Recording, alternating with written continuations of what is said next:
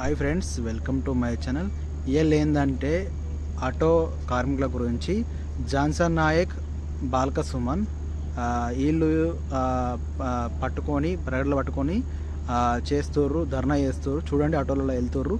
ఏంటంటే మన ప్రభుత్వం ఎన్నో అభివృద్ధి చేసింది. కాంగ్రెస్ ఇచ్చిన ఆటో కార్మికులకు 12,000 రూపాయలు ఇస్తా అని వీళ్ళకు మాట ఇచ్చింది. మాట తప్పిన కాంగ్రెస్కు వీళ్ళు పథకాలు చూపిస్తారు. ఎందుకంటే వాళ్ళు ఉపాధి కల్పిస్తారు. ఎందుకో వాళ్ళకు ఏందో ఆటో కార్మికులు ఫ్రీ బస్ చేసి వాళ్ళకి ఎంతో నష్టపోతుర్రు.